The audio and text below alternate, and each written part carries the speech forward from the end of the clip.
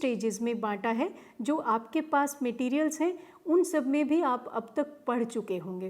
पहला है assessment as learning, और दूसरा है असेसमेंट फॉर लर्निंग, और तीसरा और अंतिम है असेसमेंट ऑफ लर्निंग। अभी तक आपने देखा होगा कि मोस्टली असेसमेंट ऑफ लर्निंग किया जाता था, पर assessment as learning and assessment for learning लगता है कि बहुत ही महत्वपूर्ण है। यदि ये प्रक्रिया का अध्ययन है, एक तरह से प्रक्रिया का मूल्यांकन है। यदि हम इसे नहीं करेंगे तो हम मूल्यांकन पूरा कर ही नहीं पाएंगे, और यहीं पे आर्ट इंटीग्रेटेड लर्निंग हमारे सबसे ज़्यादा काम आती है। तो मैं आपके साथ साझा करूँगी कि मूल्यांकन जो है वो अधिगम के लिए कैसे होता है, और वो भी कला समेकित अधिगम से। तो लेके चलती हूँ आपको आपकी ही गतिविधि के साथ, जो आपने बरसात की आवाज़ निकालते वक्त और बरसात में भीगते वक्त महसूस किया था। मानो ये गतिविधि आप कक्षा में कर रहे हैं, बच्चों के साथ कर रहे हैं। जब बच्चों को आपने ये गतिविधि दी, आप ये देखेंगे कि हर बच्चा अपने तरीके से इसमें जुड़ रहा है। कोई बहुत ही आनंद ले रहा है। जो जितना आनंद ले रहा है और उस गतिविधि के फ्लो में चला गया, आप ये सोचिए कि उस बच्चे का जो अपने साथ और इमोशन के साथ जुड़ाव है वो कहीं ज़्यादा होगा। और कोई बच्चा ऐसा होगा जो केवल दूसरों को देख रहा है और वो उस एक्टिविटी को कर नहीं पाता है। उसकी एंग्जाइटी, उसकी इधर उधर देखने की जो क्यूरियोसिटी बुरी बात नहीं है, पर जब आप कोई इंस्ट्रक्शन देते हैं और किसी काम में बच्चों को जोड़ना चाहते हैं और बच्चा उसमें जुड़ करके ना देखे और वो दूसरों को देखता रहे, तो वो अनुभव नहीं कर पाएगा। तो जब आप मूल्यांकन करेंगे लर्निंग का एक शुरुआती दौर में, शुरू के दौर में, तो वहाँ पे असेसमेंट एज लर्निंग हमें ज़्यादा काम आती है।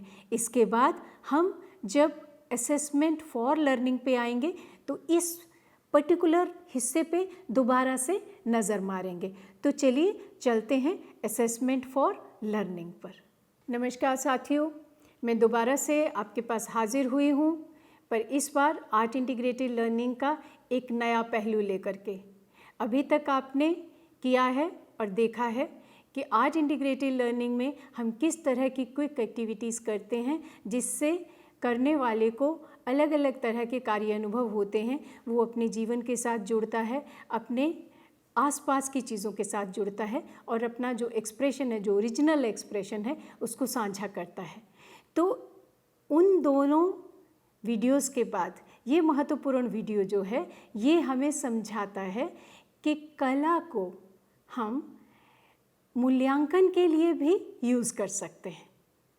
आप सब जानते हैं कि लर्निंग तब तक अधूरी है, अधिगम तब तक अधूरा है जब तक उसमें मूल्यांकन जुड़ा नहीं है।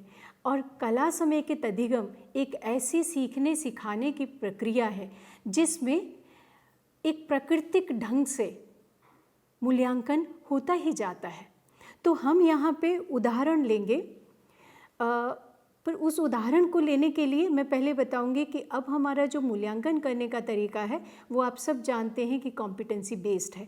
लर्निंग भी हम कॉम्पिटेंसीज़ के आधार पे करते हैं, विषय के आधार पे कम करते हैं, और जब मूल्यांकन करते हैं तो भी हम कॉम्पिटेंसी बेसिस पे करते हैं।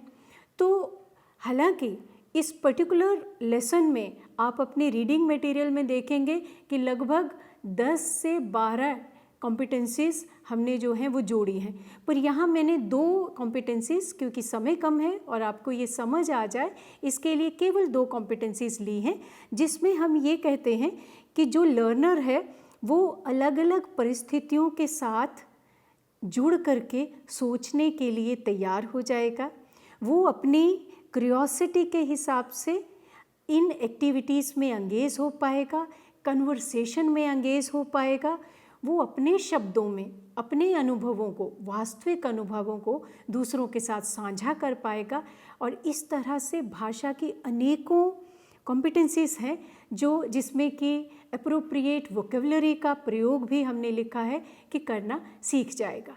तो अब हम चलते हैं कि जब हम मूल्यांकन करेंगे तो इन चीज़ों को हम अलग अलग स्टेजेस में कैसे देखेंगे। अभी आपने सुना कि असेसमेंट एज लर्निंग की बात थी कि कला समेकित अधिगम में हम अपनी शिक्षा में कैसे AIL के माध्यम से असेसमेंट एज लर्निंग करते हैं, क्योंकि बिना असेसमेंट के कोई भी प्रक्रिया पूरी नहीं होती है।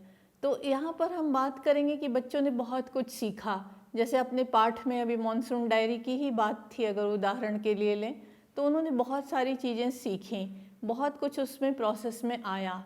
अब हमारा जब असेसमेंट फॉर लर्निंग होता है, उसमें हम कुछ ऐसे प्रश्न बच्चों के सामने रखें जिसमें कि उनकी वोकेबुलरी क्या सही में बढ़ी या उन्होंने कुछ उसको एनरिच किया, उसमें और कुछ ऐड किया या इसी तरह, क्योंकि हमारा जो भी लर्निंग आउटकम्स हैं वो कॉम्पिटेंसी बेस्ड हैं। और लैंग्वेज की कॉम्पिटेंसीज जिसकी अभी बात हुई थी, उनमें ये एक बहुत अहम हिस्सा है। तो बच्चों की वोकेबुलरी में क्या बढ़ावा मिला उनको, उन्होंने क्या नई चीज़ें सीखी, ये जानने के लिए टीचर उनसे कभी प्रश्न जब बीच में करते हैं तो उनको पता लगता है कि एक्चुअल में लर्निंग हुई तो कितनी हुई, क्या हुआ, और इसमें बिना जजमेंटल हुए, क्योंकि जहाँ आप जजमेंटल हुए कि ये अच्छा नहीं है या ये बुरा नहीं है, इस पर ध्यान न देने की ज़रूरत है।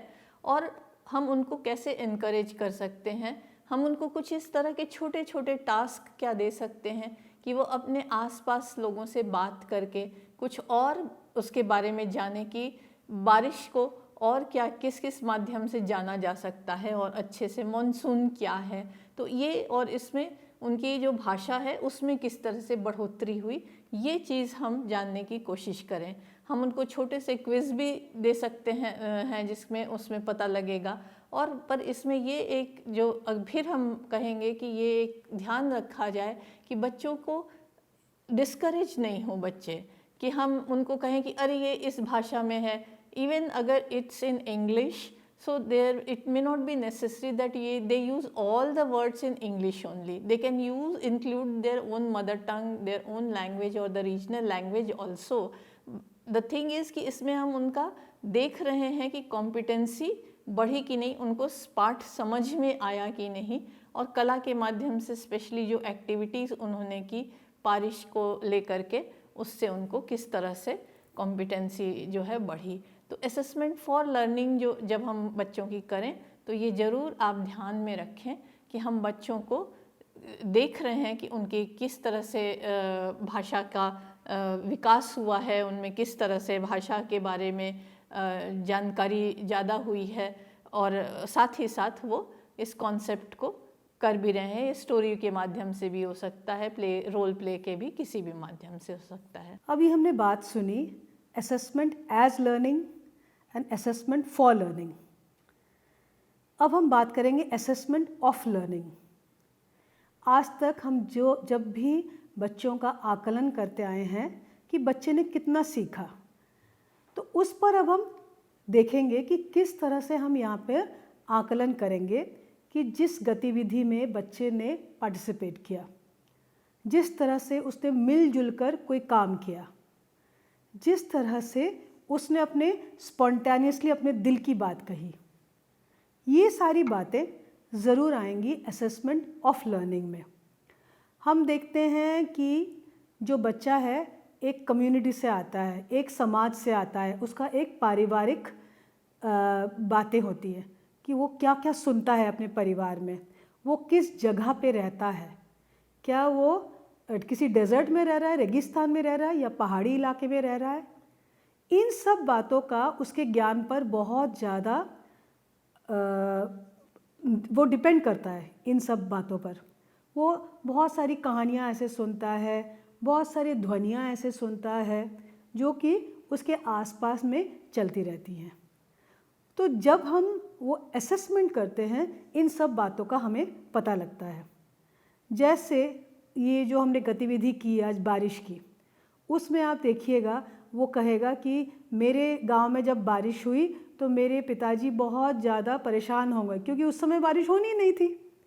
तो ये जो उसका एक ऑब्जर्वेशन है, ये जो वो हर तरफ से अपनी बातें सुनता है, वो वाली बातें असेसमेंट में हमको ज़रूर लानी चाहिए कि वो बच्चा कितना जागरूक है, वो बच्चा पहले से कितना ज्ञान लेके आया है। ऐसा हो सकता है कि वो बात करे कि इस गेहूं की फसल को बोने के लिए इतना पानी चाहिए। अब वो वाला जो ज्ञान है उसको घर से मिला है, परिवार से मिला है, या किसी से सुना है उसने। ये भी एक असेसमेंट का इंडिकेटर है। ये सब बातों को एक साथ करके जब हम असेसमेंट करते हैं वो होता है असेसमेंट ऑफ लर्निंग। खेल कूद और इस तरह से कला समेकित अधिगम में हम इन बातों का ज़रूर ध्यान रखेंगे कि वो बहुत सारी बातें जो आप सोच ही नहीं सकते कि वो बात कर सकता है, वो बातें वो कहेगा, एंड वो ही उसका ज्ञान है। और इसका मतलब उसके सबकॉन्शियस माइंड में वो वाली बातें थी, और वो एकदम से जब आपने उसको कला के द्वारा उसको प्रोत्साहित किया तो वो सारी बातें वो एक्सप्रेस करने लगा। उसकी वोकैबुलरी, उसकी जो एग्जैक्ट उसको सेंटेंसेस बोलने चाहिए, जो उसका एक्सप्रेशन है, वो सब एकदम से जागरूक हो जाते हैं। सो असेसमेंट ऑफ लर्निंग में इन बातों का हम ज़रूर ध्यान रखेंगे। और यही है कला समेकित अधिगम का एक आनंद, कि उसमें बच्चा अपने दिल की बात बोलता है। वो बच्चा हंसी खुशी बहुत सारी बातों को सबको बताना चाहता है, जो कि अगर आप उसको एग्जामिनेशन के टाइम में खड़ा करके उससे बात करवाएंगे तो वो उस समय नहीं बोलेगा। लेकिन कला द्वारा वो बच्चा स्पॉन्टेनियसली सब कुछ बातें सबको बताना चाहता है, सबके साथ मिलजुल के काम करना चाहता है। और वो बच्चा जब डरा हुआ रहता है कि उसका आज एग्ज़ाम है, लेकिन कला द्वारा जब उसको हम एंगेज कर देते हैं तो वो डर उससे निकल जाता है। और यही समय है कि हम असेसमेंट ऑफ लर्निंग करें कि उसको कितना पता है और वो कितना एक दूसरे से उसने सीखा, अपने फ्रेंड्स से सीखा, अपने टीचर से सीखा, और उसको कब पुरानी बात एकदम से याद आई। सो ये है हमारे कला समेकित अधिगम का असेसमेंट, और इससे हमारा बच्चा बहुत लाभान्वित होगा। और आप जो टीचर्स हैं, आपको इसका भी ध्यान रखना चाहिए कि किस तरह से खेल खेल में अपने बच्चे की हर बात पता कर ली। हो सकता है वो अपने घर की ऐसी कोई बात आपको बता दे जो कि आपको पहले पता ही नहीं थी। वो अपने समाज की ऐसी कुछ रीतियाँ आपको बता दे जो आपको पता ही नहीं थी। सो ये सब बातें जब आपको पता होती हैं तो उसका ज़रूर आप वैल्यू दीजिए, उसको इम्पोर्टेंस दीजिए, और फिर देखिए कि असेसमेंट के द्वारा उस बच्चे को हम किस तरह से आगे ले जा सकते हैं। धन्यवाद।